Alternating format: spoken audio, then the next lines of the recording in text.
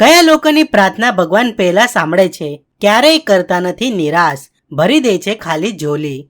એવું કહેવાય છે કે ભગવાન કર્મકાંડના નહીં પણ ભાવના ભૂખ્યા છે. તેઓ ફક્ત તમારી પાસેથી ભક્તિ અને સમર્પણ ઈચ્છે છે. જો તમારી ભક્તિ અને શ્રદ્ધા સાચી હોય તો તેમના આશીર્વાદ આપમેળે તમારા પર વરસવા લાગે છે. આજે અમે તમને એવા લોકો વિશે જણાવવા જઈ રહ્યા છે જેમનાથી ભગવાન હંમેશા ખુશ રહે છે. તેઓ તેમની કોઈ પણ પ્રાર્થના તરત જ સાંભળે છે અને પછી યોગ્ય સમાધાન પણ કરી આપે છે.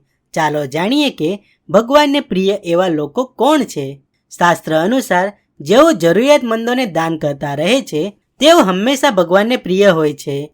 તેમને આ દાન અને સારા કર્મોનું ફળ ફક્ત આ જન્મમાં જ નહીં પણ આગલા જન્મમાં પણ મળે છે. આવા લોકો જીવનમાં તમામ સુખોનો આનંદ માણે છે અને ઐશ્વર્ય અને વૈભવી જીવન જીવે છે. ધાર્મિક વિદ્વાનોના મતે માતા પિતાને પૃથ્વી પર ભગવાનનું સ્વરૂપ માનવામાં આવે છે.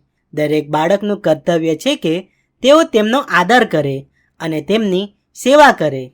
જે લોકો આ ફરજ ભક્તિભાવથી પાલન કરે છે તેઓ આપમેળે ભગવાનને પ્રિય બની જાય છે. આવા લોકો પર ભગવાનના આશીર્વાદ હંમેશા વરસતા રહે છે. ભારતીય સંસ્કૃતિમાં અહંકાર, લોભ, મોહ અને ક્રોધને માણસનો સૌથી મોટો દુશ્મન માનવામાં આવે છે. આ ચાર દુષ્ટાઓ કોઈ પણ વ્યક્તિના મનને ભ્રષ્ટ કરી શકે છે. તેથી જે લોકો આને ટાળે છે અને સારા કર્મોમાં પોતાનો સમય વિતાવે છે તેઓ જીવતા હોવા છતાં પણ મહાન પુરુષોનો દરજ્જો પ્રાપ્ત કરે છે. કુરુક્ષેત્રના યુદ્ધભૂમિમાં અર્જુનને ભાગવદ્ ગીતાનો સંદેશ આપતી વખતે ભગવાન શ્રી કૃષ્ણ કહે છે કે જો તમારે ભગવાનને પ્રાપ્ત કરવા હોય તો તમારે કર્મકાંડની નહીં પણ સાચા કર્મોની જરૂર છે. તે કાર્યો જે સત્ય, ન્યાય અને ધર્મ પર આધારિત હોય. કોઈ પણ સ્વાર્થ વગર આવા કાર્યો કરવાથી વ્યક્તિને આપમેળ ભગવાન તરફથી આશીર્વાદ મળે છે.